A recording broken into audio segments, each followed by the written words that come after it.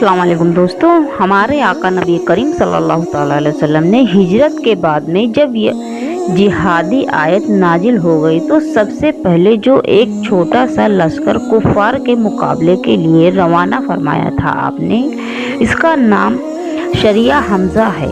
हुजूर अक़दस नबी करीम सल्लल्लाहु ताला अलैहि वसल्लम ने अपने चचा हज़रत हमज़ा रज़ियल्लाहु ताला अन्हु अब्दुल मुत्तलिब रज़ियल्लाहु ताला अन्हु को एक सफ़ेद झंडा अता फरमाया और उस झंडे के नीचे सिर्फ 30 मुहाजिरीन को एक लश्करे कुफार के मुकाबले भेजा था जो 300 की तादाद में थे। सोचिए, कहाँ 300 और कहाँ 30। और अबू जहल उन सब का सिपह सालार था। सिपह सालार का मतलब है उन सब का मालिक था।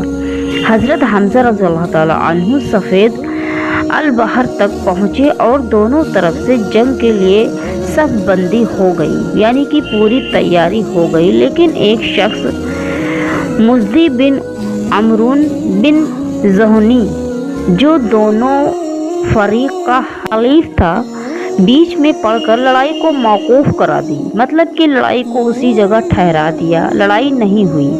इसी साल 60 या 80 मुहाजिरीन के साथ में हुजूर अक़दस नबी करीम सल्लल्लाहु ताला अलैहि वसल्लम ने हज़रत अबीदा बिन अल हारिस रज़ियल्लाहु ताला अन्हु को सफ़ेद झंडी के साथ अमीरा बनाकर राबगा की तरफ रवाना किया।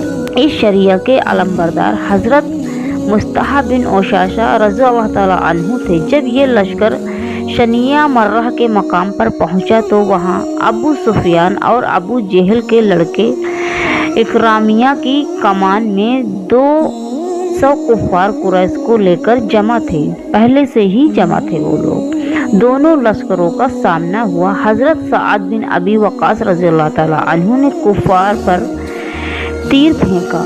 ये सबसे पहला तीर था जो मुसलमानों की तरफ से कुफार मक्का पर चलाया गया था। हज़रत सअद बिन अबी वक़ास रज़ियल्लाहु ताला अन्हु ने कुल 8 तीर फेंके और हर तीर निशाने पर ठीक बैठा था।